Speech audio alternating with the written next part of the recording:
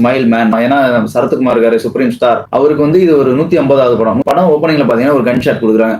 அந்த கன் ஷாட் முடிஞ்சமே நம்ம சரத்குமாரை பொழந்து கோமால போட்டுறாங்க. சரத்குமார் கிரிப்பா கொண்டு போயிருந்தாலுமே மத்தபடி இந்த சில விஷயத்துல நிறைய லாக்னு ஒரு விஷயம் இருக்கு இந்த படத்துல. சைக்கோ கில்லரா அன்பு மெட்ராஸ் அன்பை காட்டியிருப்பாங்க. சைக்கோ கில்லரை பத்தி பார்த்து சிரிக்காம போயிட்டா வாயை கடிச்சு வச்சிருவான்ற மாதிரி வாயை வெட்டி வாயை வெட்டி போட்டுருவான். இந்த படம் ஓரளவு ஓகே. சைக்கோ கில்லர் எப்படி கிரியேட் ஆனா, ஸோ எப்படி செத்தான், இவன் எதுக்காக கொன்னான் அப்படின்றதெல்லாம் இருக்கு. ஆனா இந்த படத்துல பாத்தீங்கன்னா சம்பந்தம் இல்லாத ஒரு சில விஷயங்கள் கனெக்டே ஆகாம இருக்குது. ஏன்னா ஈவன் சரத்குமாரோட கேரக்டர் எங்க மைக்ரேட் ஆகி எங்க முடியுதுன்னு தெரிய மாட்டேங்குது. இது ஒரு ஸ்டோரி, நல்ல ஸ்டோரி தான். தேட்டர்ல போய் படத்தை பாருங்க, எப்பயும் சொல்றதான். எனக்கு பொறுத்த வரைக்கும் இந்த படத்தை ஒரு டைம் பார்க்கலாம். சரத்குமாரும் சரி மற்ற ஆக்டர்ஸும் சரி அவங்களுக்கு கொடுத்த ரோல நல்லா ப்ராப்பரா பண்ணியிருக்காங்க. ஏன்னா இந்த படம் பாத்தீங்கன்னா இன்னமும் சில விஷயத்துல புரியாத ட்விஸ்டும் கிடையாது. சில கதாபாத்திரத்தை எதுக்காக சேர்த்தாங்கன்னு தெரியாம இருக்குது.